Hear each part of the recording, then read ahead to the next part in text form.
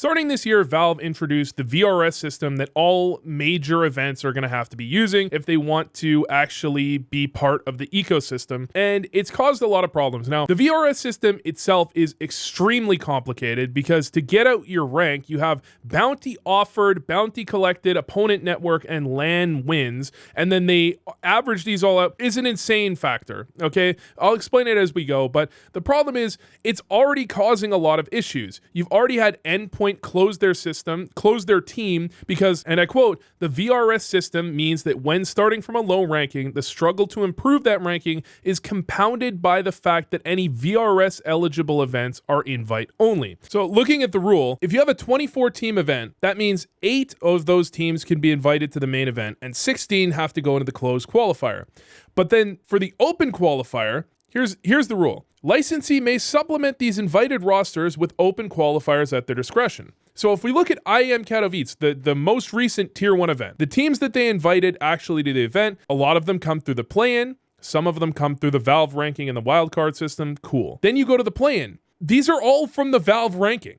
None of these are open qualifiers. In fact, the tournaments that seem to be running open qualifiers are just the Tier 2 tournaments. So what you have to do is you have to go through a bunch of qualifiers to get into a Tier 2 event, win it, and then you can maybe get invited if the TOs like you. This is all super complicated, but my understanding is like these events, they're not forced to run an open qualifier for IEM Katowice. They actually don't have to, and so they didn't. So how are you even supposed to be getting VRS ranking? For example, we'll take NIP with Snappy. He says, it's borderline impossible to grind rank. You're fully closed down the system.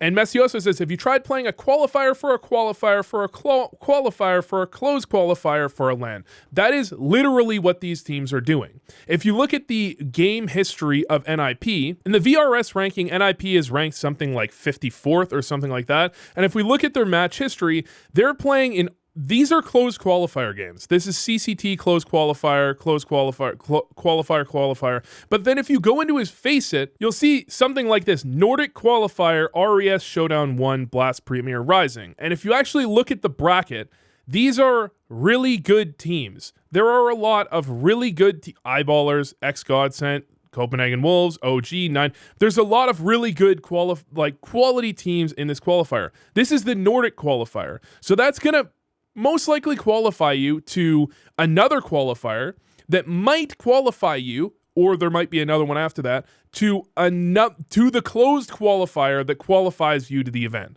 And so you have to win a ridiculous amount of games to get into the event. And the problem is, if we look at all these games, this is cool. All of these games from NIP, these are all probably going into their HLTV rating. But if you look at their VRS rating, they haven't played a ranked game since 2024. None of these games count towards their VRS points. So they have to grind a stupid amount of games to even get the chance to play one event. And MR12, in my opinion, isn't a bad format, but it does introduce a little bit of randomness, and we have to accept that. So to win like 10 games in a row just to get a single VRS a VRS ranked event, and you see constantly now NIP forfeit because of a scheduling conflict. I believe there's another one where NIP also forfeit because of a scheduling conflict. I think they won. They agreed to forfeit map 3 because of a scheduling conflict, or maybe it's a different team.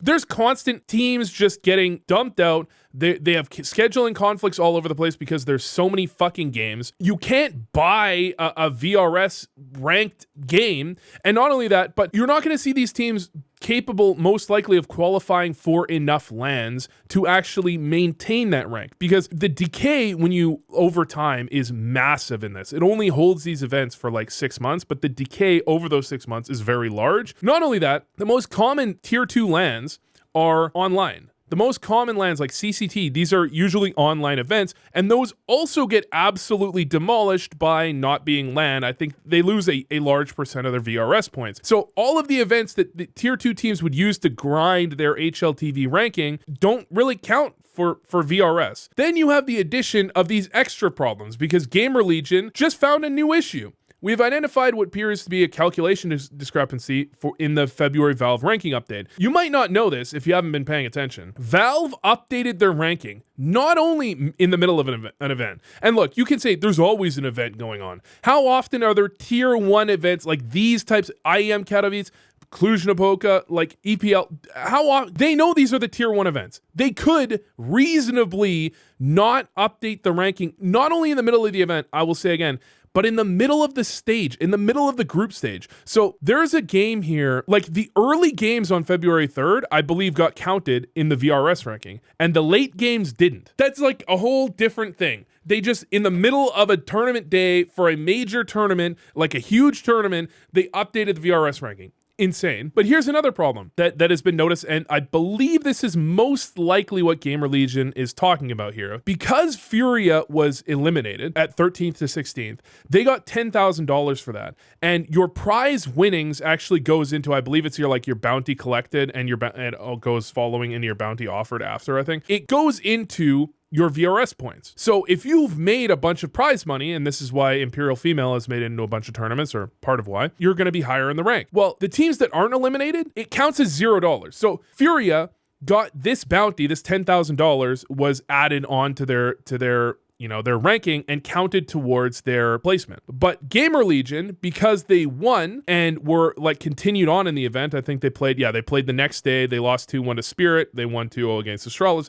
Because they won their games, their prize money counts as 0. Oh, and by the way, another fun thing, if you qualify to the closed qualifier for Katowice, so if you look at IEM Katowice plan, because this isn't a prize money event, this is also severely neutered the amount of VRS points you get from this. Even though you're playing really fucking good teams. You're playing okay, let's say Saw is at the bottom of FlyQuest, but you're playing Heroic, you're playing MIBR, Pain, Wildcard, Big, Virtus Pro, Liquid, Astralis. Eternal Fire could, they can go deep in events, and they're in this qualifier, but because it's not giving any prize money, it is mega downplayed in how much VRS points it gets you, even though it's like a massive event. And you could even argue that the most obvious first step would of course be to say that the prize money is at the very least, the prize money you get for winning that is the minimum payout. So they should at least get that should count as a $10,000 event times 4 or whatever.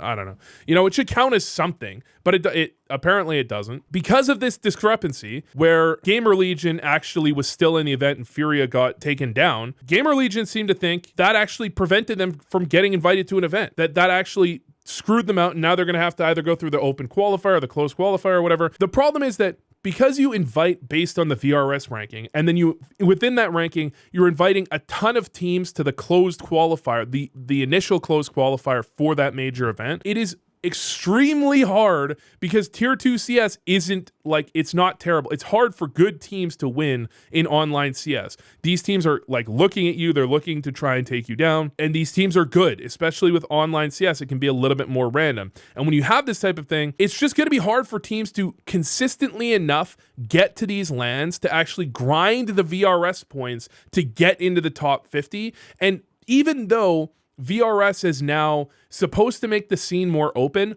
it seems like it's made the scene more closed. But at the end of the day, I mean, everyone is saying, and you've had multiple teams close their doors now, it's just too fucking hard to get into the to get to the point where you can grind VRS ranking. I mean, again, NIP is just a decent example, but I'm sure there's a lot of teams, if you actually look at it, just they're not playing events that can be counted for VRS. So Fnatic have 2. How many games have Fnatic played that are on HLTV? This year, on HLTV, Fnatic have played 1, 2, 3, 4, 5, 6, 7, 8 games, and they've got 2 that are actually in there. And these are Bait is a team that this is a relatively high-level game. Amcal, despite Nit versus Amcal, another good game. OG, another good team. Spirit, another good team. And the only ones that count are Spirit and OG. I mean, they played OG twice, and it only counts. This shit doesn't make fucking any damn sense to me, to be honest. But it's honestly just, it seems to be closing things more than it is opening them.